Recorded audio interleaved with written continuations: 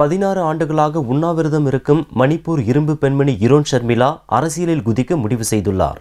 இராணுவத்தினருக்கு அதிக அதிகாரம் வழங்கும் ஆப்ஸ்பா சட்டத்தை மணிப்பூரிலிருந்து வாபஸ் பெற கோரி தலைநகர் இம்பாலில் 2000 ஆண்டிலிருந்து சமூக ஆர்வலர் ஷர்மிளா உண்ணாவிரதம் இருந்து வருகிறார்.